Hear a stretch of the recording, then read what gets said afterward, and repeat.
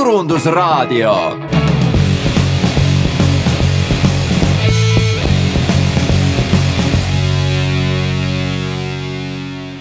Tere tulemast, kallid raadiokuulajad, meie Turundusraadio 186. saatesse. Mina olen saatejuht Anu-Mall Naarits Marketingi Instituudist ja mul on täna 2 külalist siinsamas stuudios.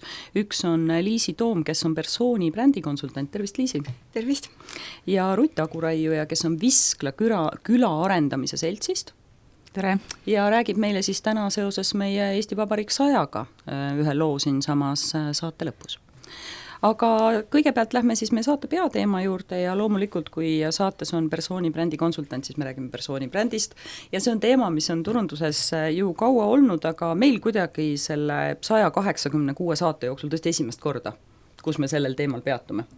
Tegelikult osaliselt näiteks YouTuberitega te olete puudutanud seda, Trumpiga seoses olete puudutanud, tööandja brändiga seoses olete tegelikult puudutanud seda. Just, aga me ei ole nii-öelda päris otse pealkirja sellist pannud. Tõsi. Nii, aga nüüd, kui me siis hakkame päris algusest pihta, et Persooni bränd, kui ma seda kirjutasin, mulle isegi tundus endale, et suupärasem eesti keeles võib-olla oleks öelda isegi isikubränd, kõlas nagu kuidagi emakeelsemalt, aga et tegemist siis ühe turunduse alaliigiga ja täna räägime siis sellest, et mida peaks tegema selleks, et head Persooni brändi luua ja Liisi, mis see Persooni bränd on? No kui ma ütleks teile mõned nimed, Steve Jobs, Astrid Lindgren, Toomas Hendrik Ilves, Veerpalu, Kiku, Henn Ollo, siis mõned neist nimedest tuleks teile väga tuttavad ette, teil tekiks kohe mingid seosed. Mõnega neist ei tule teil mitte mingisugust seost, aga mõni kuulaja võib-olla tunneb siin ära mõne teise tegija, kes teatud valdkonnas on silmapaistev. Ja võib-olla Persooni brändi selles mõttes ongi lihtsam nii-öelda tutvustada läbi selle, et need on inimesed, kes on mingisuguste omadustega, on need siis isikuomadused, on need mingid oskused, kuidagi silma jäänud ja tekitanud või tekitavad inimestest teatud emotsioone. Et see on kõige lihtsam selline selgitus, aga kui me nüüd mõtleme sellele, et meil on tööandja brändid, meil on selline ühiskond, kus sotsiaalmeedia on nii-öelda tekitanud uusi võimalusi inimestele, nii-öelda staari staatust saavutada ja samuti on meil ühiskond, kus hästi palju populariseeritakse ja kutsutakse üles inimesi nii-öelda saavutama, tegema omi asju, olema ettevõtjad või ettevõtlikud, ütleks ma pigem. Et siis minu nii-öelda töö ja tegevus on pigem saada sellised raamatupidajad, konsultandid, siis ma ei tea, audiitorid, advokaadid, tavalised inimesed, kes teevad oma tööd ja kes armastavad oma tööd ja et nemad siis hoiaksid nii-öelda kogu aeg endal võimalust olla ja tegeleda sellega, mis neile meeldib. Ja kujundada nii-öelda oma bränd selle ümber, ehk siis nad saaksid ise valida, kellega nad koostööd teevad, mis täpselt on see nišš, kus nad töötavad ja teha seda nii-öelda jooksvalt. Et lühidalt oleks niimoodi. Väga hea. Nüüd hästi palju Persooni brändi puhul on ju seda teemat, et ega see bränd ju tekib igal juhul. Olenevata sellest, kas sa siis teed selle jaoks midagi või sa ei tee. Kui palju on Eestis üldse neid, kes teadlikult oma brändi kujundavad? No mina seda numbrit kindlasti ei oska öelda, sest suurusjärk või tunnetus? Ma arvan, et tänapäeval peavad enamus inimesi, kes on vähemalt seal kas keskastme juhi staatuses või kes tahavad natukene rohkem saavutada, need kõik peaksid tegelema või tegelevad ilmselt Persooni brändiga mingil tasemel. Ja tegelikult miks mitte ka teenindussektoris, sest ega enam ei võeta niisama suvalisi inimesi ka kelneriteks. Et sul peab ikkagi olema mingi oskus, juba restoranid on nii-öelda nišistunud, et seal peab olema teatud niisugune stiil sul endal ka ja valitakse selle järgi inimesi. Ehk siis tegelikult see on, ma arvan, pigem massiline, et kõik inimesed, kes mingil määral tööturul ja laiendame siis ükskõik ka siis ettevõtlusturul, juhid, kõik peavad sellega tegelema tegelikult ja arvestama sellega vähemal või suuremal määral, olenevalt ambitsioonist siis tegelikult. Räägi, mis need esimesed sammud on, mida tegema peaks või mida sina teed? Tuleb sinu juurde üks advokaat näiteks? Võib-olla natuke noor ja roheline veel, ütleme, et selles mõttes, et ei ole veel väga suurt, ma ei tea, mingit dopingusaagade lahendamise kogemust või midagi taolist. Kust alustada? Jaa, tegelikult ei ole vahet, kas tal on väga suur kogemus või tal on väike kogemus, sest algab ikkagi sellest, et me natukene kompame piire ja vaatame, kes see inimene ise on. Et kui tal on väga kindel teadmine, et tema oskus on näiteks, et ta on advokaat ja ta tahab selles valdkonnas tegutseda, siis see teeb asja oluliselt lihtsamaks, aga me sisuliselt ikkagi vaatame nii-öelda tema ümber, et kuidas ta käitub, milline isiklik stiil tal on, milline on tema nii-öelda suurem ambitsioon, pikem nii-öelda elu eesmärk. Ja hakkame selle ümbert nii-öelda vaatama, siis hakkame vaatama, et mis on nii-öelda, eriti kui tal ei ole, ütleme, töökogemust, siis võib-olla mis on minevikus olnud need kas hobid, mingid valdkonnad, mingi erihuvid, põhimõtted, väärtused, mis on tema jaoks olulised. Ja neid kaardistades hakkab vaikselt nii-öelda selline see unikaalsus või niši osa välja kujunema. Teiseks, mina ütlen, persoonibrändi mudel sisuliselt on 4 osast koosneb, kes sa oled, mida sa oskad, kellele sa selle suunad, ehk siis sihtgrupp, ja alles 4. viimaseks tegevuseks on see turunduse osa, et milliseid kas mainekujundusvõtteid, turundusvõtteid sa kasutad. Ja esimene on kõige olulisem, sest see teeb kõige lihtsamaks ka turunduse nii-öelda paikapaneku. Ja teine on siis selle oskuste ümber natuke mängida, et kas on vaja mingisugust konkreetset lisaoskust juurde, kas see, mis tal parasjagu on olemas, on kuidagi eristatav, et kui ta on muidugi käinud kõikide teiste advokaatidega samades koolides, siis ühelt poolt võib öelda, et ta on ju täpselt samasugune nagu kõik teised. Aga just need lisahuvid, võib-olla mingid erikursused, mida ta on võtnud, ericase'id, mida ta on lahendanud, et need annavad sellist lisaväärtust juurde ja need tavaliselt tulevad inimese ise sellisest sisemisest soovist ja huvist. Ja vot see on see, mis paneb selle sära silma, et mida kõik otsivad ju seda talenti või seda, jah, et mis paneb sind hommikul nii-öelda ärkama ja see teeb eriliseks inimesed tavaliselt. Ehk siis advokaat, geenitehnoloog võiks olla hea kombinatsioon. Miks mitte? Ja selliseid kombinatsioone on hästi palju, et kosmeetiks sündmusturundaja, fotograaf kombinatsioon, raamatupidaja, kes tahab asukoha vabadust nii-öelda propageerida, juhtimiskonsultant, kes arvab, et kogu teenus peab olema üles ehitatud elamusele. Et selliseid kombinatsioone on tegelikult väga palju võimalik kokku panna. Okei, saame selle fookuse kätte, kas seal on veel mingi nipp, kui tundub, et esmapilgul nagu väga ei paistagi seda, tundubki täitsa sarnane teistega, et mingi selline asi, kust täpsemalt veel? Minu kogemus on, et tegelikult alati on kõigil see nii-öelda mingi asi olemas, enamasti inimesed ise ei tea seda. Ja vot see ongi see kurb nii-öelda pool, et inimesed ise ei oska ennast avada iseendale või näha omi tugevusi. Ja seda, mis teeb neid unikaalselt, kui nad hakkavad rääkima, see tuleb välja. Ja seda on nii palju juhtunud ja kohati on minu töö niisugune psühholoogi poolne töö, et ma küll hoidun sellest praegu, aga inimesed avastavad, jaa, mulle tegelikult on kogu aeg seda meeldinud teha ja tegelikult ma teen seda ja loomulikult, et miks mitte. Ja puhtalt ka CV vaatamisest ja kui nad kandideerima hakkavad, et see on üks osa, mida ma teen keskastme juhtidele ja spetsialistidele, et ma aitan neil kandideerida enesesitlus, kas siis motivatsioonikirju kirjutada või CV-sid. Ja alati on see, inimesed, kes on eriti kes on väga kõrge ekspert staatusega tegelikult, aga see on nii elementaarne. Et mis ma sellest üldse räägin, et alati on olemas mingisugune kiiks, mis teeb inimesed eriliseks, et mina ei ole veel kohanud inimest, kellel ei ole seda. See tähendab seda, et inimene on veel demotiveeritud või ta veel otsib ise ennast, et ta loksutab nii-öelda paika, et mis on teine pool, on see hunt kriimsilma pool tänapäeval, et kõik ütlevad, et aga ma tahaks kõike teha. Ja siis on fookuse küsimus, et kuidas me prioritiseerime, et mis on täna see samm, mida sa saad astuda, et just selle suure pildi vaatenurgast, et siis me võtame selle strateegia nii-öelda ette, et okei, sa tahad 10 asja korraga teha, kõike ei saa teha, hakkame siis taandama nii-öelda, et mis seda suurt missiooni täna aitab sul saavutada.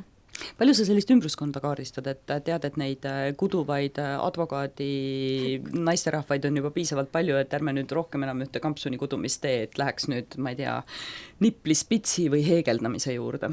Jaa, selles suhtes kolmas samm ongi nii-öelda sihtgrupi kaardistamine, ütleme turu kaardistamine, et kuhu sa võiksid nii-öelda sobituda oma juba olemasolevaga, aga kui sa näed, et sul on tõesti enamus sinu nii-öelda kas iseloomust tingitud aspekte või siis sinu oskustest tingitud aspekte, et neid on väga palju, siis tuleb hakata sealt laveerima, et vaatama, mis teeb veel nii-öelda, kas on see, eks me teame, toodete ja teenuste puhul on ka see hind, asukoht, kõik need asjad määravad ka, et siis me võtame natuke pragmaatilisemalt asja, et kuhu on reaalselt võimalik nii-öelda minna ja kui inimesel on kaua aega, siis võib-olla ühel hetkel ta saab ikkagi selle kudumis- ja advokaadiga nii-öelda olla seotud, aga lihtsalt tal võib minna rohkem aega, et seal esinumbriks nii-öelda jõuda.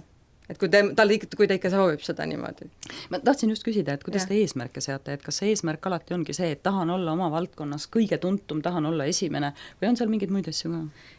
Tegelikult see kõige tuntum pigem ei ole oluline. Nii, aga mis siis on? Sest mõtleme nüüd ma tegelen peamiselt Eesti inimestega, Eesti inimene tegelikult üldse ei tahaks nähtav olla, et see on kõige raskem osa sellest, et tahetakse tegeleda sellega, mis neile meeldib, aga ei taheta väga ennast esitleda, et need, kes tahavad ennast esitleda, enamasti juba seda teevad, et neil on võib-olla vaja minult ainult natukene fokusseerimist, aga jah, enamasti pigem fookus on see, et kuidas nad saaksid läheb ärimudeli juurde hästi tihti või sellise äristrateegia juurde, et kuidas nad oma kas siis ettevõtlust, kui nad on ettevõtted, seada niimoodi, et nad saaksid keskenduda mingile nišile sellest, näiteks kunstnik on ju, et on üks toode, mis on võib-olla selline odavam ja massidele läheb paremini peale, aga mida teha on võib-olla veidi tüütu. Ja siis on teine toode, mida tal näiteks selline loominguline pool, et kus ta ise võtab oma aja ja teeb nüüd seda ehet ja ta ei tea, mis seal tuleb, tal ei ole klienti selleks, see on kallis kindlasti. Ja kuidas me siis nüüd aega planeerime, et see on natuke selline coachingu ja juhendamise küsimus, et kuidas ta oma aega planeerib, kuidas ta oma finantse planeerib niimoodi, et ta ütleme, kataks oma kulud ära, ütleme sellise tootega, mida inimesed soovivad ja samal ajal vaikselt hakkab ehitama üles juba seda nii-öelda kunsti poolt rohkem. Et see läheb selliseks äristrateegiaks juba üle. Et tegelikult ka see osa on selle persoonibrändi kujundamise sees. Ehk siis, et ma saan aru nendest, kes nüüd kunstnikud on ja tegelevad konkreetselt toodetega, ongi küsimus, et mida rohkem teha. Aga kui mul on advokaat, mismoodi seal see äristrateegia siis pildide tuleb? See advokaat, geenitehnoloog näiteks või advokaat kuduja? Et mismoodi advokaat siis... mismoodi see tema äristrateegia siis nagu või see nii-öelda äri võiks sealt persoonibrändist välja kumada? Pigem on seal jälle valikute küsimus, et milliseid juhtumeid ta vastu võtab näiteks. Okay. Et või advokaat ilmselt, kui ta eriti kui me läheme tagasi selle, et ta oli algaja ka veel. Nii, jaa, just. Eriti roheline. eriti raske case. Et see algab tegelikult sellest, et milliseid juhtumeid ta hakkab vastu võtma.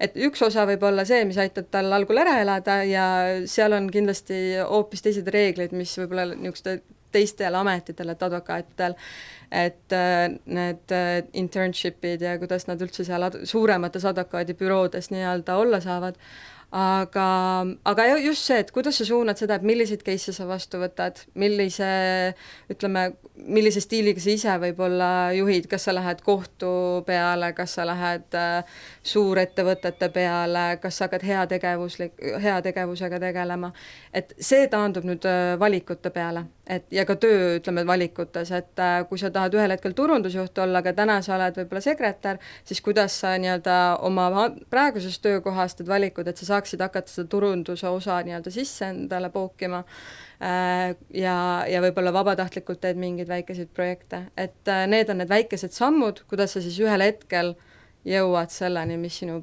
nii-öelda suurem visioon on. Ehk siis see strateegia võib puudutada äri, see võib puudutada nii-öelda karjääri arengut, kompetentsi arengut, on veel mingeid suundi, mis mul praegu nii-öelda otseselt pähe ei tulnud su juttu kuulates? See võib olla ka, ta kattub nii-öelda natukene, aga ütleme juhid, kes on korporatsioonides, et see on natuke selline karjääri teema, aga kuidas ka juht ise nii-öelda jääb motiveeritud igasuguste raskete nii-öelda ülesannete juures või eriti, mis juhtub, on see, et pannakse spetsialist juhiks näiteks või mingitele uutele ülesannetele, milleks tal ei ole kvalifikatsiooni. Ja kuidas siis selle, ja tavaliselt kiire tambiga loomulikult, et kohe ja praegu ja nüüd peab tulu ka teenima, ja tulu peab kõige juures ka teenima.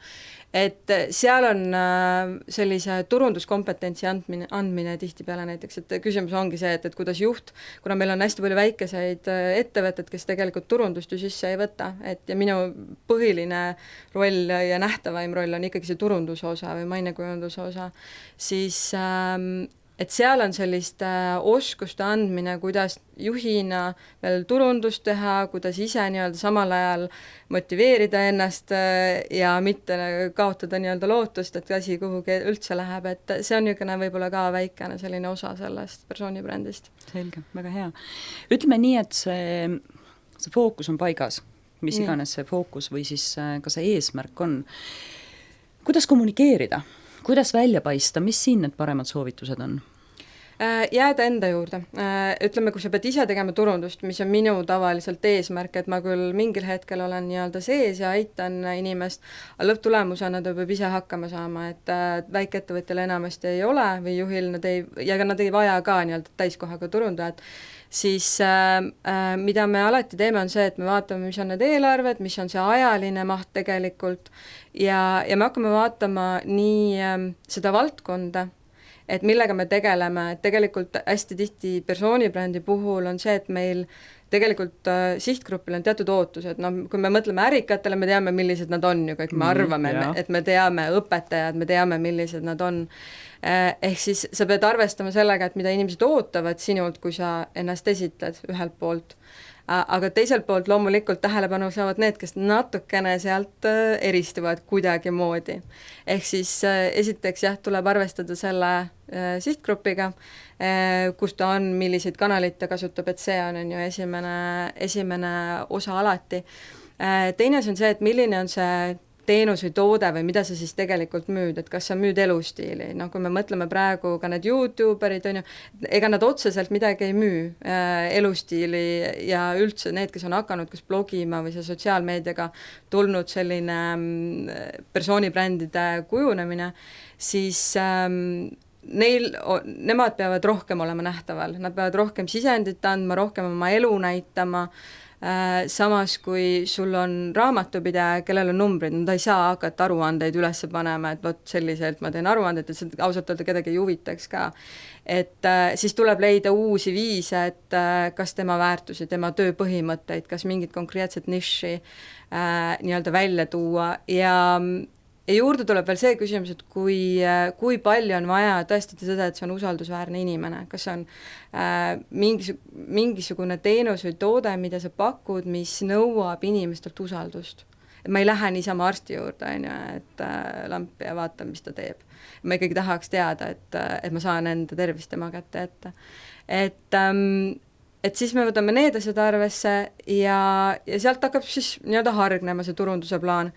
Ja enamasti minu klientide puhul tegelikult sotsiaalmeedia on üks viimaseid asju, millega tegeleda, et hästi palju on sellist isiklikku suhtumist, võrgustiku loomist, oma valdkonnas nii-öelda sellise kommunikatsiooni ja nähtavuse nii-öelda tagamist.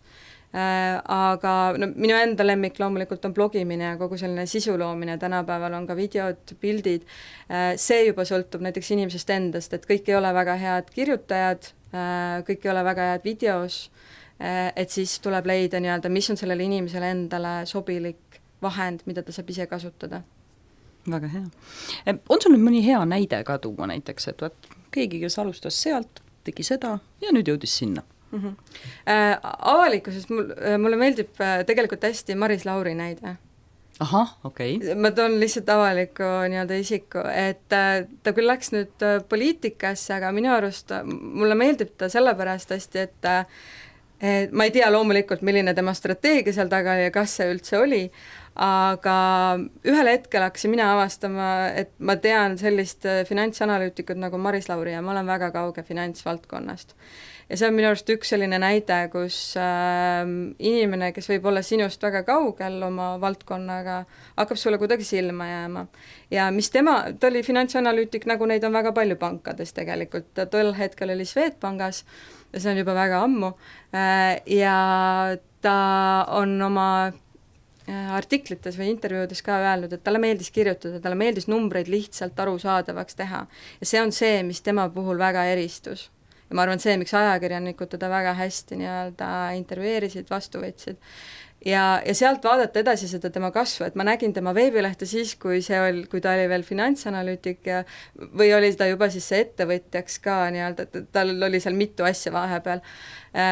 Ja nii kui ta ministriks sai, esimese tuuriga rahandusministriks, kui ma eksi, siis veebileht kohe muutus. See jäi sisuliselt jäi ikkagi samaks, et see on tema mõtted, isiklikud mõtted, aga visuaalselt see läks väga kenaks, et see oli esimene muudatus ja minu arust oli väga hea näide ka sellest, kuidas üks oma ala spetsialist võib poliitikasse minna ja ta on tegelikult usutav, sellepärast et teab, meil on nagu loodud see eeldus ja baas, et ta teab, millest ta räägib ja ta on arusaadav. Ma saan suhestuda temaga kuidagi.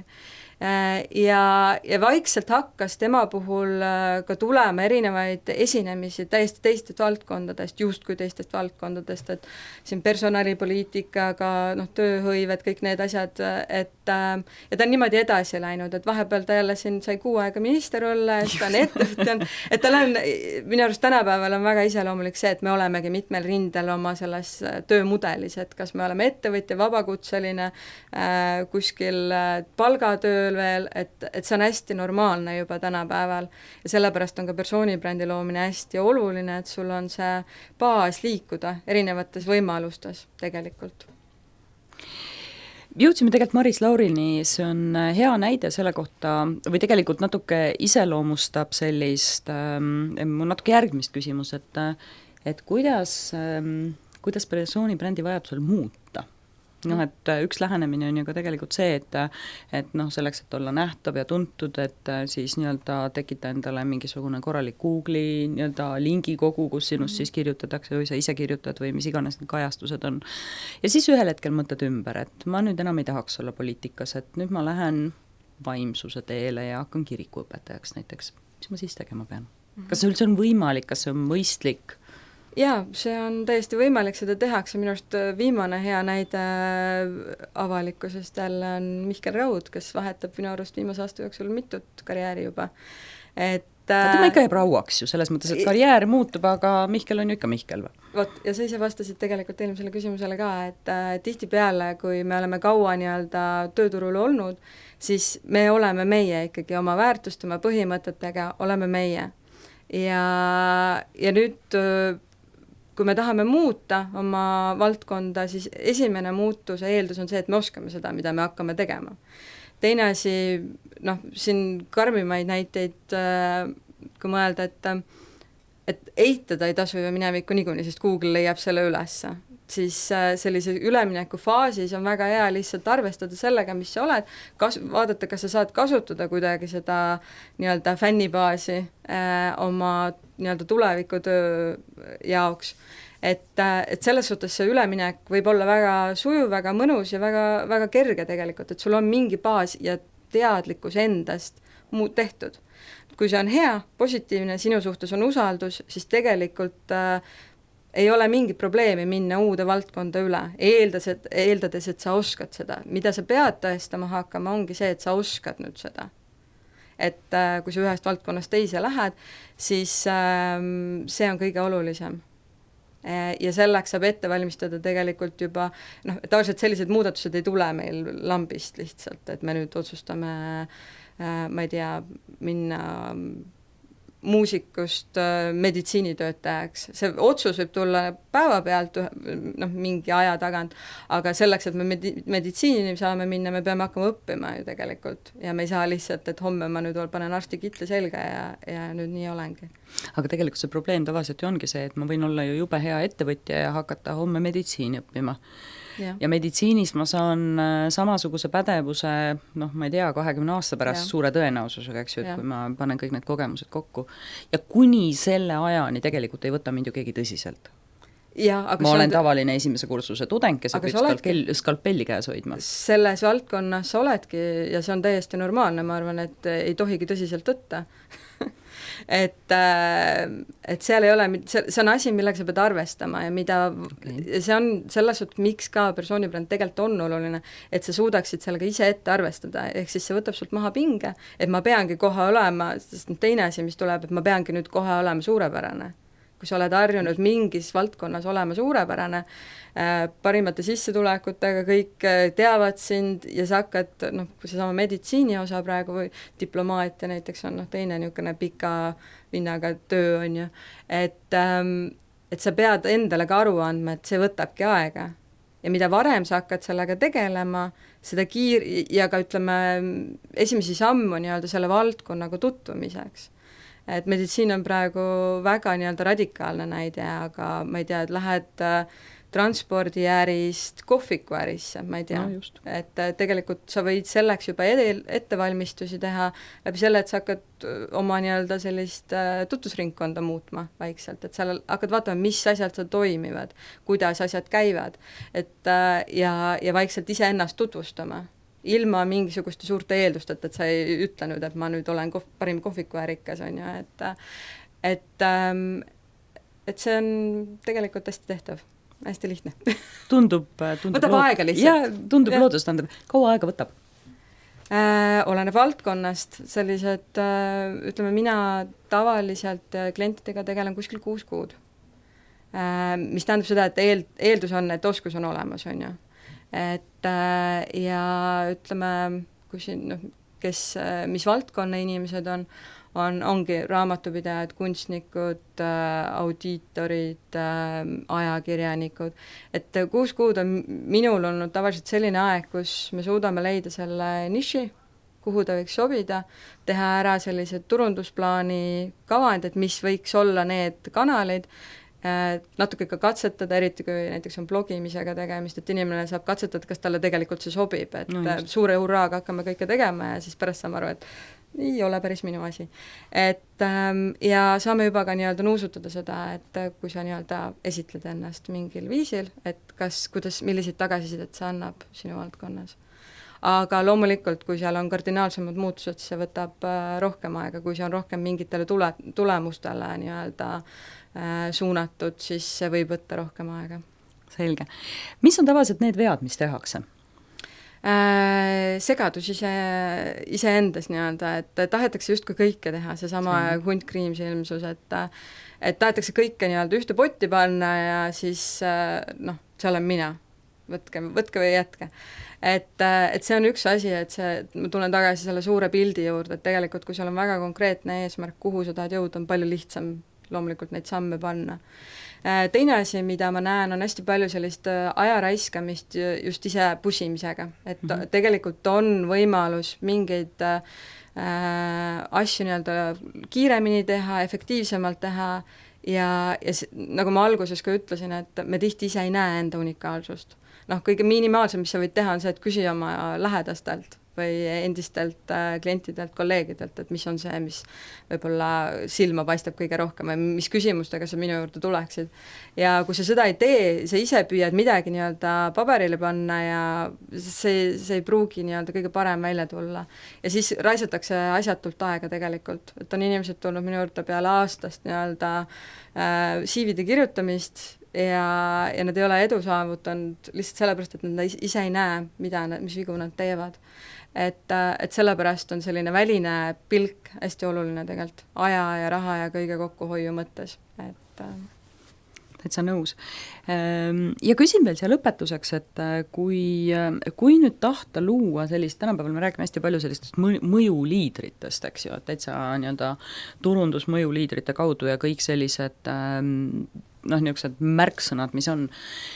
Kuidas üks inimene endast siis seda mõjuliidrit peaks kujundama, kui nüüd hästi lühidalt kokku võtta? esimeseks tal peab olema endal mingisugune visioon, selles suhtes, millest ta seda mõju avaldab ja tal peab olema reaalselt mida öelda. Okei. See on nagu kõige tähtsam, et lihtsalt mõju, et ma tahan mõjuliidriks hakata, noh, see ei ole. Teine asi on julgus välja öelda oma arvamusi tegelikult ja neid põhjendada, argumenteerida ja järjepidevus. Selge, väga hea.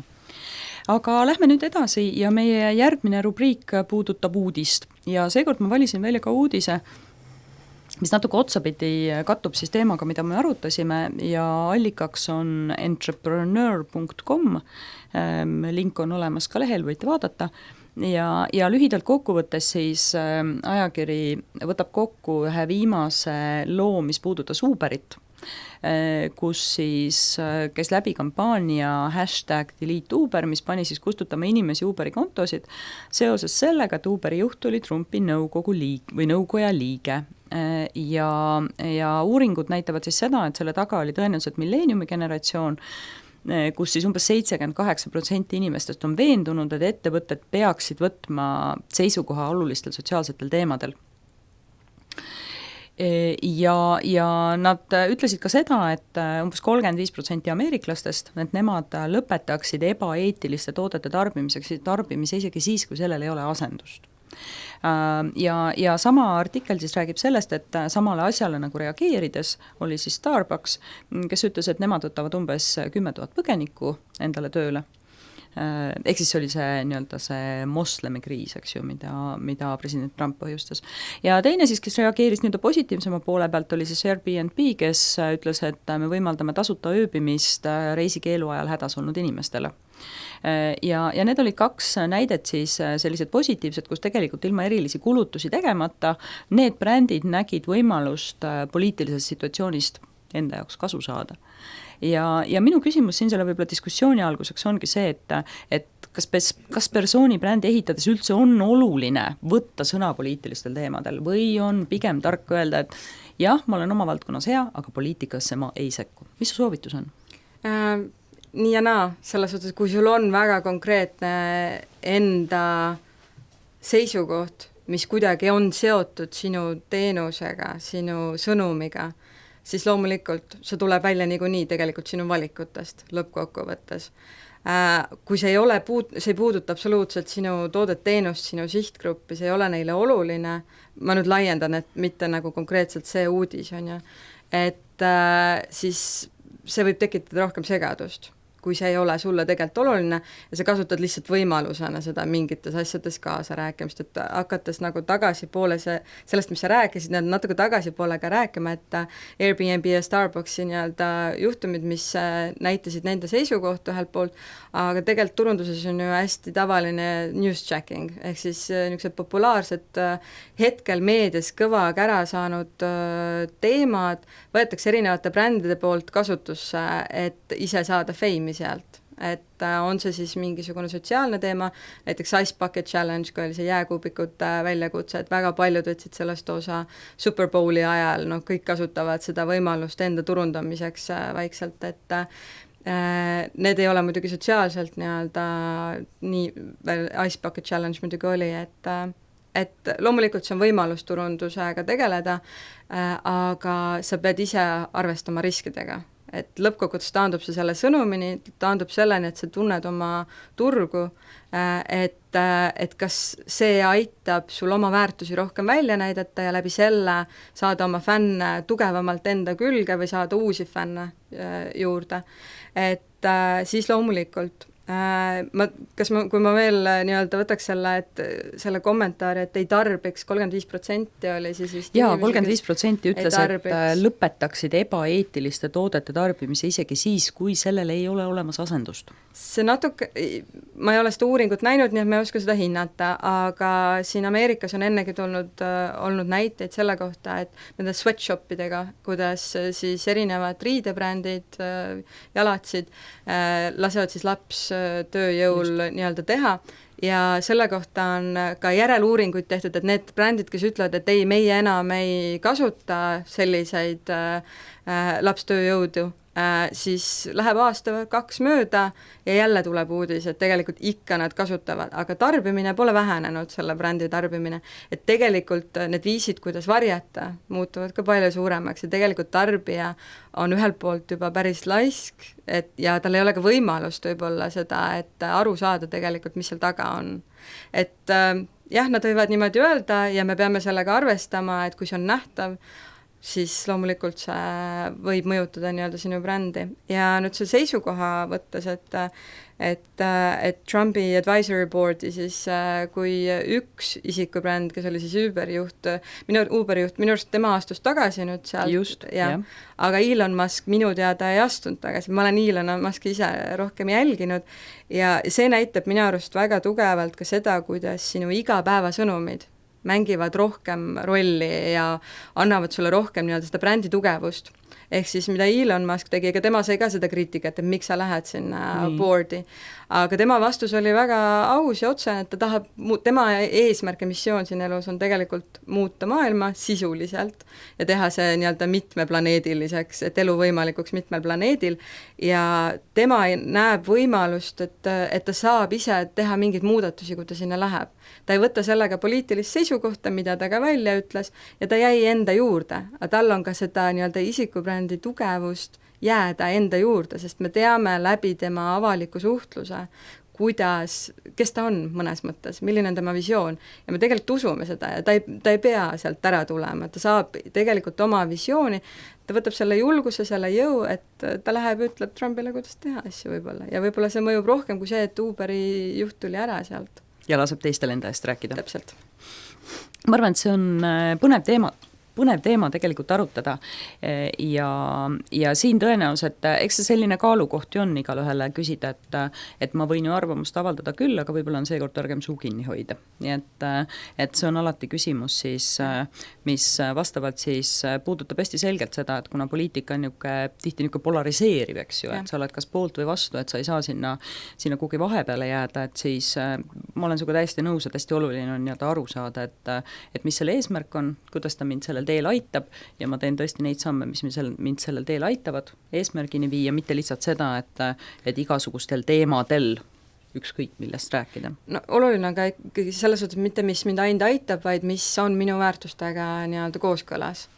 Et seda ei tohi kindlasti unustada, sest meil nii Millenniumi inimestel kui ka meil kõigil tegelikult on selline BS-blokk tekkinud, ma loodan, et kõik saavad aru, mida see BS-blokk tähendab, aga et me saame aru, kui meil aetakse jama ja seda eriti saame aru isikubrändide puhul, et kui midagi on ebakõlas, siis tarbija saab aru sellest, tema teenuse tarbija, tema jälgija, tema elustiili jälgija saab sellest aru tegelikult.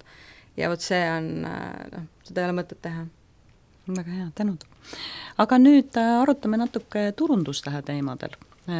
Kes või mis sul sellel või eelmisel nädalal silma on jäänud sellistest ägedatest tegijatest, keda tasuks teistele eeskujuks tuua? Minul on tegelikult Ivo Linnas silma jäänud. Ahah, no nii.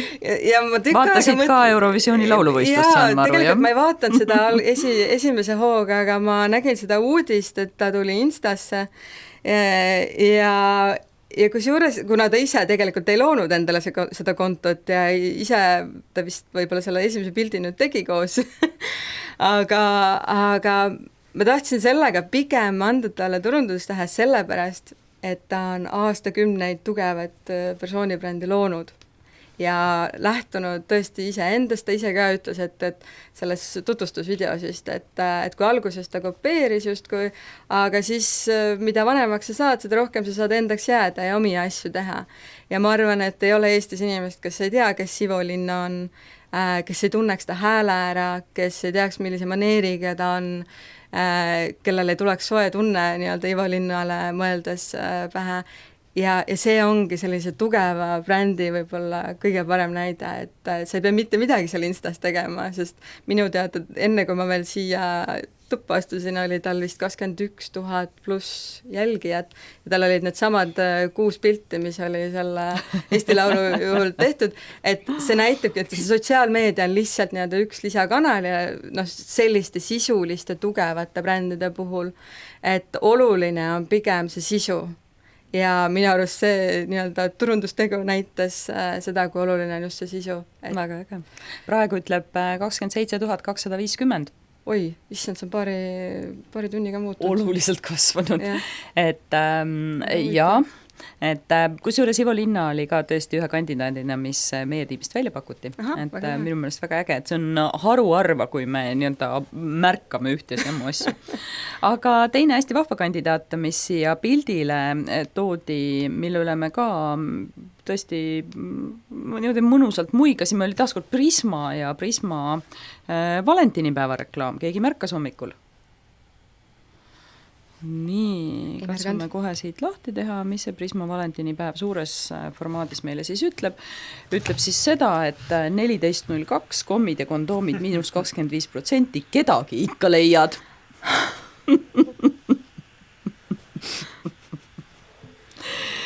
No võt nii, sellised meie kandidaadid.